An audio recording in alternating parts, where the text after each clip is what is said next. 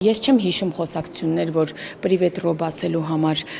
Ռոբերտ Քոչարյանը պորտկացել է, կռիվ է արել, ասել է ինչու ես այդպես ասում, լսել է կամ բանավիճել է։ Ես գիտեմ, որ հետո ախրանիկները զուգանում ծեծել են այդ մարդուն, այնքան որ սպանել են, ես գիտեմ։ Եթե դա է ուժեղության չափանիշը, ապա խնդրեմ հարգելի քաղաքացիներ, ով նման ուժեղություն է պատկերացնում, կարող եք ընտրել այդ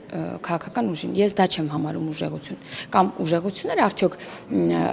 պարտքի դիմաց գույքը Հայաստանի տալը այն դեպքում, երբ որ միմյանց միջև քիմիա կար Պուտինի եւ Քոչարյանի, բայց օրինակ Վիետնամին ներվեց կարծեմ 4 միլիարդ պարտքը, իսկ Հայաստանին 100 միլիոնը չներվեց եւ ինչ ունենք չունենք տվեց Ռուսաստանին Քոչարյանը։ Այս էր ուժեղությունը։ Շատ էլի բազմաթիվ օրինակներ կարող եմ բերել իրենց պատկերացրած ուժեղության եւ իմ անհամաձայնությունը այդ ուժեղության հետ կապված։ Մեզ չի թույլատնում, մեզ ավելի է ուժեղացնում եւ տարօրինակ կլիներ եւ բեմադրած կլիներ այն տիպի իրականություն, որ մենք չունենք ընդդիմադիր Հայաստանով քաղաքացիներ, մեզնից բողոքողներ, մենք ունենք այդ քաղաքացիները, մենք գիտենք, որ ունենք, մենք գիտենք նրանք քանիսն են եւ անգամ այդ քաղաքացիների հետ մենք